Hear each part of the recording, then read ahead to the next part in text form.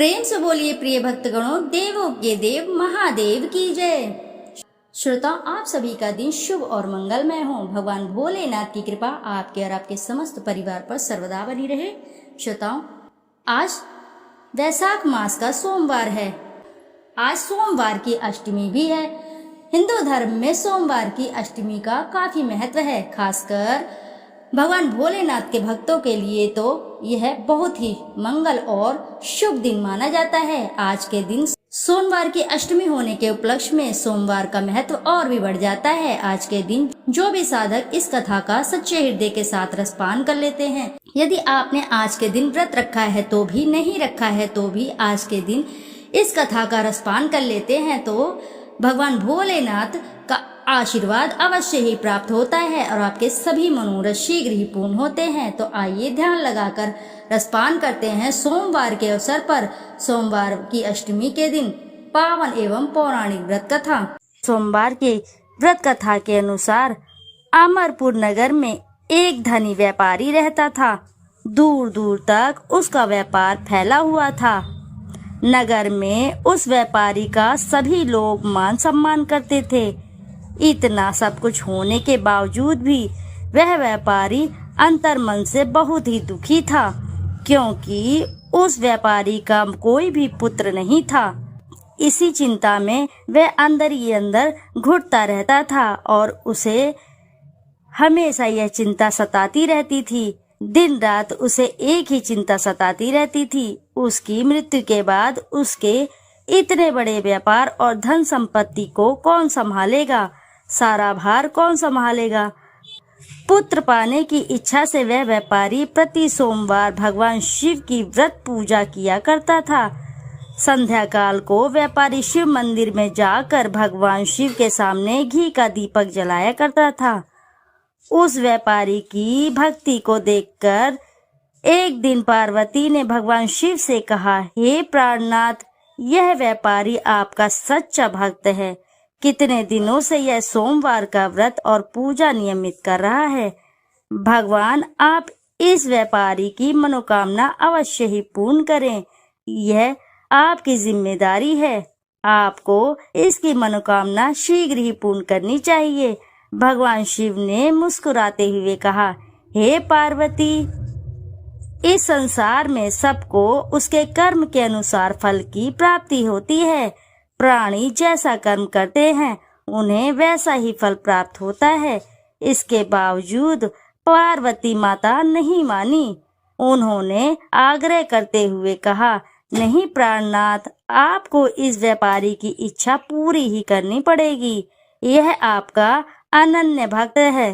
प्रति सोमवार आपका विधिवत व्रत कर रखता है और पूजा अर्चना के बाद आपको भोग लगाकर एक समय भोजन ग्रहण करता है। आपको इसे पुत्र प्राप्ति का वरदान देना ही होगा। पार्वती का इतना आग्रह देखकर भगवान शिव ने कहा, तुम्हारे आग्रह पर मैं इस व्यापारी को पुत्र प्राप्ति का वरदान देता हूँ, लेकिन इसका पुत्र 16 वर्ष से अधिक जीवित नहीं रहेगा। उसी रात भगवान शिव ने स्वप्न में उस व्यापारी को दर्शन देकर उसे पुत्र प्राप्ति का वरदान दिया और उसके पुत्र के 16 वर्ष तक जीवित रहने की बात भी बताई। भगवान के वरदान से व्यापारी को खुशी तो हुई, लेकिन पुत्र की अल्पायु की चिंता ने उस खुशी को नष्ट कर दिया। व्यापारी पहले की तरह सोमवार का विधिवत व्रत करता रहा। कुछ महीने पश्चात उसके घर अति सुंदर पुत्र उत्पन्न हुआ। पुत्र जन्म से व्यापारी के घर में खुशी भर आई। बहुत धूमधाम से पुत्र जन्म का समारोह मनाया गया।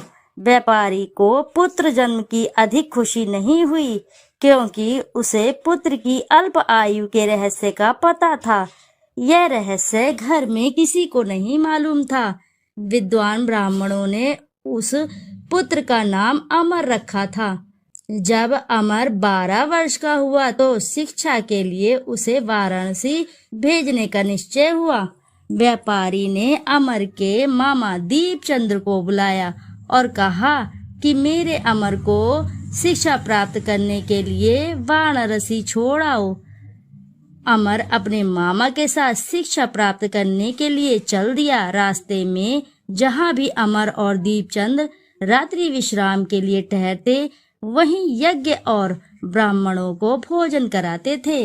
लंबी यात्रा के बाद अमर और दीपचंद्र एक नगर में पहुंचे। उस नगर में राजा की कन्या के विवाह की खुशी में पूरे नगर को सजाया गया था। निश्चित समय पर बारात आ गई, लेकिन वर का पिता अपने बेटे के एक आंख से काने होने के कारण बहुत चिंतित था। उसे इस बात का भय सता रहा था कि राजा को इस बात का पता चलने पर कहीं वह विवाह से इनकार न कर दे, इससे उसकी बदनामी होगी। वर के पिता ने अमर को देखा तो उसके मस्तिष्क में एक विचार आया। उसने सोचा, क्यों न इस लड़के को दूल्हा बनाकर राजकुमारी से विवाह करा दूं। विवाह के बाद इसको धन देकर विदा कर दूंगा और राजकुमारी को अपने नगर में ले आऊंगा। वर के पिता ने इसी संबंध में अमर और दीपचंद से बात की। दीपचंद ने धन मिलने के लालच में वर के पिता की बात स्वीकार कर ली। अमर को दूल्हे के वस्त्र पहनाकर राजकुमारी चंद्रिका से विवाह करा दिया गया। राजा ने बहुत सा धन देकर राजकुमारी को विदा किया। अमर जब लौट रहा था तो सच नहीं छिपा सका और उसने राजकुमारी के चुन्नी पर लिख दिया सारी बात जो घटित हुई थी। राजकुमारी चंद्रिका, तुम्हारा विवाह तो मेरे साथ हुआ था।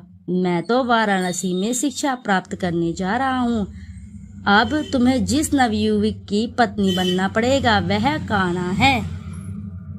जब राजकुमारी ने अपनी ओढ़नी पर लिखा हुआ पढ़ा तो उसने काने लड़के के साथ जाने से इनकार कर दिया।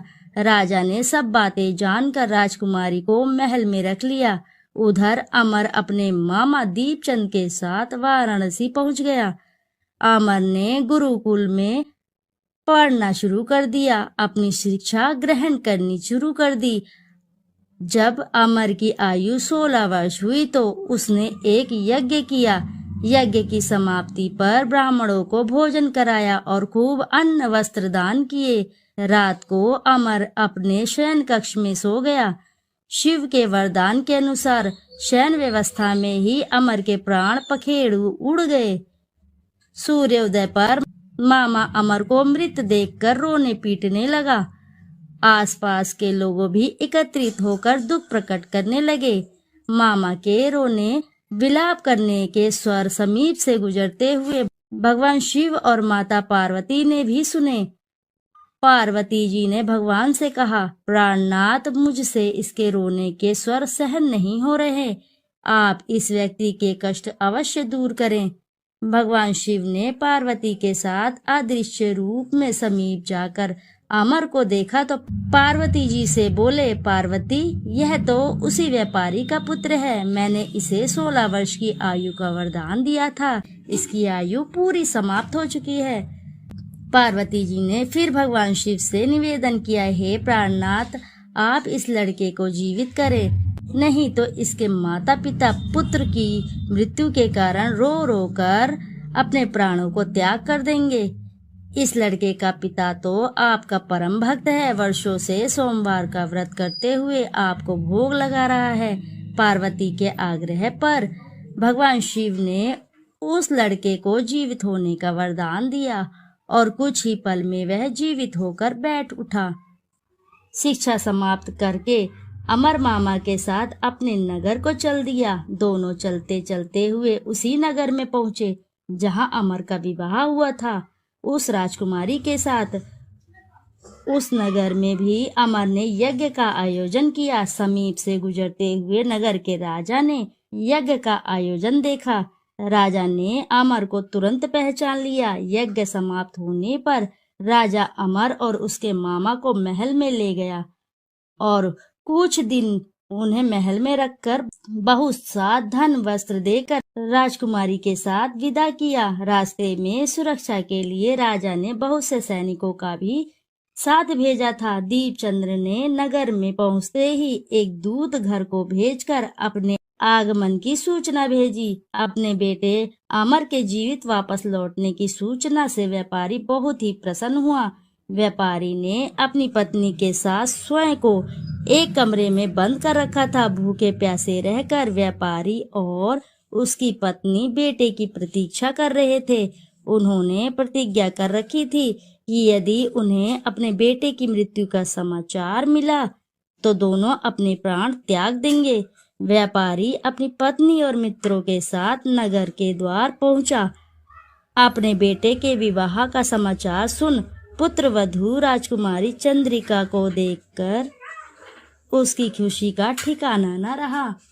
उसी रात भगवान शिव ने व्यापारी के स्वप्न में आकर कहा, हे श्रेष्ठी, मैंने तेरे सोमवार के व्रत और व्रत कथा सुनने से प्रसन्न होकर तेरे पुत्र को लंबी आयु प्रदान की है। व्यापारी बहुत ही प्रसन्न हुआ। सोमवार का व्रत करने से व्यापारी के घर में खुशियां लौट आई। शास्त्रों में लिखा है कि जो स्त्री पुरुष सोमवार का विधिवत व्रत करते हैं और व्रत कथा सुनते हैं, उनकी सभी इच्छाएं शीघ्र ही पूर्ण होती है। भगवान भोलेनाथ की कृपा से उनके सभी मनोरथ शीघ्र ही पूर्ण होते हैं। भगवान भोलेनाथ उसकी सभी इच्छाओं को शीघ्र ही पूर्ण करते हैं। जो भी साधक इस कथा को श्रवण करता है और इसका हुंकारा भी भरता है तो भी भगवान भोलेनाथ उसके सभी मनोरथ शीघ्र ही पूर्ण करते हैं। आइए अब रसपान करते हैं पवित्र शिव चालीसा। श्री गणेश जी गिरजा सुवन मंगल मूल सुजान, कहत अयोध्या दास तुम देहु अभय वरदान। जय गिरिजापति दीन दयाला, सदा करत संतन प्रतिपाला। भाल चंद्रमा सोहतनी के, कानन कुंडल नागफनी के। अंग गौर शिर गंग बहाए, मुंडमाल तन छार लगाए। वस्त्र खाल बाघंबर सोहे, छवि को देख नाग मुनि मोहे। मैना मातु की है दुलारी, बाम अंग सोहत छवि न्यारी। कर त्रिशूल सोहत छवि भारी, करत सदा शत्रुन क्षयकारी। नंदी गणेश सोहे तनहा कैसे, सागर मध्य कमल है जैसे। कार्तिक श्याम और गणराऊ, या छवि को कही जात न काऊ। देवी जबहि जाय पुकारा, तबहि दुख प्रभु आप निवारा। किया उपद्रव तारक भारी, देवन सब मिली तुम्हि जुहारी। तूरत षडानंद आप पठायु, लव निमेष महामारी गरायु। आप जलंधर असुर संहारा, जयश तुम्हारे विदित संहारा। त्रिपुरासुर सन युद्ध मचाई, सबहि कृपा कर लीन बचाई। किया तपहि भागीरथ भारी, पूरब प्रतिज्ञा तसु पुरारी। दानिन मम तुम सम कोहु नाही, सेवक स्तुति करत सदाही। वेद नाम महिमा तब गाई, अखत अनादि वेद नहीं पाई। प्रगट उदती मंथन में ज्वाला, जरे सुरासुर भय विहाला। कीन दया तम करी सहाई, नीलकंठ तब नाम कहाई। पूजन रामचंद्र जब कीन्हा, जीत के लंक विभीषण दीन्हा। सहस कमल में हो रहे धारी, कीन्हा परीक्षा तब ही पुरारी। एक कमल प्रभु राखेउ जोही, कमल नयन पूजन चम सोही। कठिन भक्ति देख प्रभु शंकर, भय प्रसन्न दिए इच्छित वर। जय जय अनंत अविनाशी, करत कृपा सबके घटवासी। दुष्ट सकल नित मोहि सतावे, ब्रह्मत रहे मोहि चैन न आवे। त्राहि त्राहि मैं नाथ पुकारू, यही अवसर मोहि आन उबारू। ले त्रिशूल शत्रुन को मारो, संकट से मोहि आन उबारो। माति पिता भ्राता सब कोई, संकट में पूछत ना कोई। स्वामी एक है आस तुम्हारी, आए हरहु अब संकट भारी। धन निर्धन को देत सदाही, जो कोई जाचे वो फल पाही। अस्तुति के ही विधि करो तुम्हारी, क्षमहु नाथ अब चूक हमारी। शंकर हो संकट के नाशन, मंगल कारण विघ्न विनाशन। योगी यति मुनि ध्यान लगावे, नारद शारद शीश नवावे।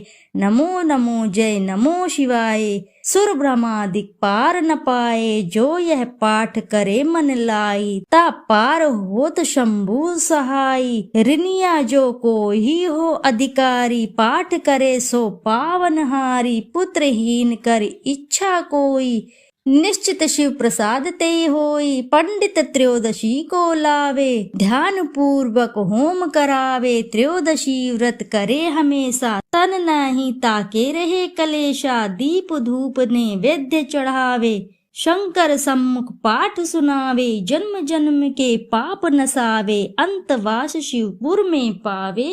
कहे अयोध्या आस तुम्हारी, जाने सकल दुख हरहु हमारी। नित नेम कर प्राते ही, पाठ करो चालीसा। तुम मेरी मनोकामना पूर्ण करो जगदीसा।